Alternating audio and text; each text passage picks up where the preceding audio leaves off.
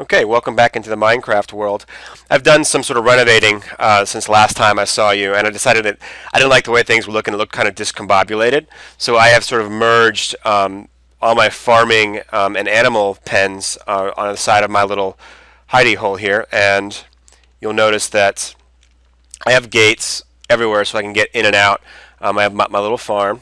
I have fed all my animals some wheat, and they have produced. Actually, I've not fed the chickens, I guess. Yep, there's my little chicken. And in a few minutes, these little baby animals will grow into full-fledged animals. But in the meantime, I want to talk about how we can actually use the animals to better survive in Minecraft. Because you'll probably figure out at some point that you're going to have to actually slaughter the animals to get things from them. Kind of sad, but that's the way it goes. So I'm going to come in here, and I'm actually going to slaughter one of my adult cows. I have to make very sure that when I do this, I have 2 cows already, because if I get rid of another cow right now, I'll only have 1, and then I can't make any new ones. I know this one's going to grow up to be an adult, so I'll have 2 fully grown adults. I don't ever want to have any fewer than that, otherwise I might be in trouble. Now you'll notice I got a few things from the cow. I got some leather, which will be very important later on, and I got some meat. The meat obviously will help me survive by allowing me to get back some hunger points. But just like in the real world, I cannot eat the raw meat. It will make me sick most of the time. So I have to cook the meat. In order to cook the meat, I have to build a new thing in my house called a furnace. I have a crafting table, but it's time for a furnace. And to make a furnace, what I need is I need some stone. So I'm going to go ahead, and I'm in teacher mode now, so I have everything I need. You'll have to harvest some stone using your pickaxe, but I don't need to do that. So I'm going to grab some cobblestone. I'm going to go to my crafting table, and I am going to show you the configuration. Actually, what I need to do, since I'm in creative mode, is I'm going to need 8 cobblestones. So I'm going to put cobblestone all the way around and leave the middle one blank. And I have a furnace. While I'm here, I'm going to grab some wood. Alright, so now I'm going to put the furnace on the ground just like a crafting table. And just like a crafting table, I can right click on it to enter its menu. Here's the furnace menu. And there are 3 boxes here. Down here, I put what's called the fuel. The fuel is what I'm going to burn to make the fire so I can cook whatever I'm cooking up here. So I need some kind of fuel, something to cook, and then the output will be whatever I get from that. So I put some fuel here, some raw meat here. Once it heats up, I'll have some cooked meat which I can eat. Now, there are only a few things that actually burn in some wood. Down here is the fuel. I'm going to grab some raw beef. And as soon as that happens, the fire lights up and this little arrow begins to move, and that means that my meat is being cooked. I start off with 6 wooden planks, but very quickly you're going to see I'm going to start losing wooden planks because my fuel begins to burn up. Now I'm down to 5. And the wood actually burns up pretty quickly. So I'm going to pull this off right here. I got 2 pieces of steak. So when you cook raw beef, you get steak. And steak will give you a lot of hunger points back. It's a really good meal. But I'm going to show you a better way of using the furnace. And that's to use a better fuel than wood. But this is kind of funny, but to get a better fuel than wood, I'm actually going to use wood. So I'm actually going to take some wood now. I want to point out I'm actually not using wood planks for once. I'm just using wood straight from the tree. I'm going to put some of it down here for the fuel. I'm going to put some of it up here to burn. And what I'm going to get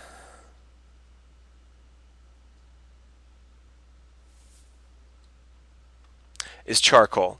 Now charcoal I can use as a fuel down here at the bottom of the furnace, and it works much better than wood. It lasts a lot longer.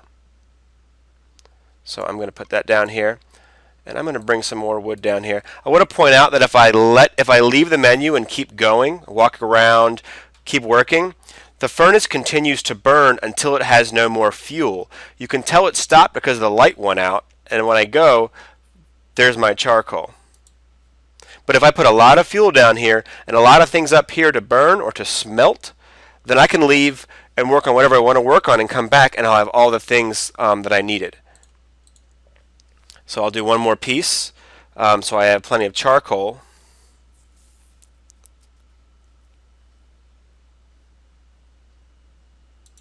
Here we go. And now I'm going to put the charcoal down here as the fuel, and I can burn or smelt or cook a lot of things. Like, for example, if I were to kill a chicken, I would get some raw chicken. And I can put that up there. And just like in the real world, you never want to have raw chicken. It'll make you very sick. It'll make you very sick in Minecraft as well. But if I cook it on my furnace, I get cooked chicken and I get a really nice meal out of it. We've covered the most basic way to use the furnace. There are other uses, which we'll get to later on, but cooking is the most obvious way to use the furnace in the beginning of the game. I want to show you one more way to get some food to help you better survive, and that's to fish. So I'm going to head over to my crafting table, and I'm going to need a few things. I need some sticks, which you already know how to make, and I need some string, which I included in the treasure chest. So I'm going to use this configuration, sticks in a diagonal, and 2 strings here, and you'll see I get a fishing rod, and I'm going to use this fishing rod over in my little lake. You can use this in pretty much any body of water.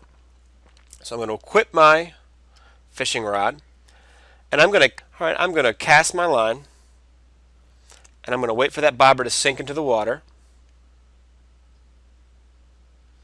And it's random, so sometimes it goes right away, and sometimes you have to wait a little while.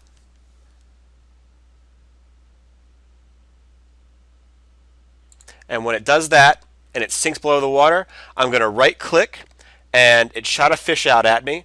And now that fish is going to be in my inventory. It's of course a raw fish, so I have to take it over to the furnace and cook it. And then I have one more source of food. You must have known this was coming. It's time to come back to our Minecraft survival guide. And I've added a couple of sections based on our experience with farming. But before that, the first thing I added is I added the fishing pole to our tools of the trade section, and that's very easy. If you've forgotten how to add a row to the end of this table, you just go to the end of the table like this with the cursor blinking outside the table and press enter, and you get a new row. And I've added the name, picture, description, and crafting ingredients for the fishing rod. After that, I've added a section about our sources of food, and I've added one about smelting and cooking. You'll notice that the big things that you'll learn now are how to indent things like this. So I have numbered lists before, but now I've indented my numbered list and I have little subsections A, B, C, and D. I have pictures, which we already know how to do, but I've actually labeled them with some arrows and text boxes. I've done the same thing down here during the smelting and cooking section. So I'm not going to spend a lot of time here because for the most part you know how to do this. Here I am at my template survival guide, which I haven't filled in yet. And underneath sources of food, I'm going to start my numbered list. And if it turns up and it says 6, that might be a little strange because what it's actually trying to do, it's remembering that earlier on I had a list that had 5 in it, and it's continuing that list. Well, I don't want it to continue that list. I need a fresh new list. So I'm going to click on this autocorrect option. I'm going to say to restart the numbering. And here I am back at number 1. And so if I have a section about farming,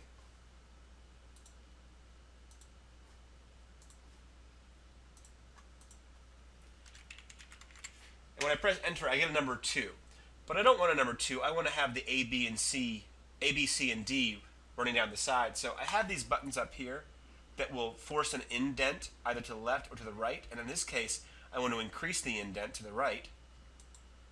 And I'll get an A, B, and C, as many as I want. So I'll say, I used a hoe to till the soil. I watered the soil to make sure it was hydrated.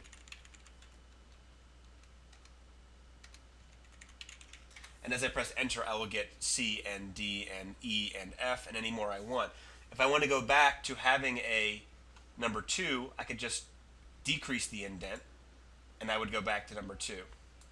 I could even go further in here, as much as I like. So to travel quickly back to you'll have a section about farming, and you'll explain how the farming process works. You'll have one for animals, and you'll explain what the animals provide. You'll have one for fishing, where you explain how fishing works. Now I'm ready to add my picture. And I've pressed enter after the D and I've got a number 2, which I don't really need, so I'm going to press backspace to delete that too. I've gone into the Minecraft world and I've used the print screen button to capture a picture of my farming, which I'm going to paste right now by pressing Control V. Oops, it's not quite right. Let me grab this picture and copy it. You'll grab yours from the Minecraft world, obviously. And I'll press Control V, and there's my picture of my little farm. Now we need to add those arrows and text boxes, and that's very simple. Up in the Insert tab, I'm going to insert a shape. And there are lots of shapes I can insert, and you'll see right away that the arrow is high on the list. And I'm going to start the arrow out here and point towards the wheat.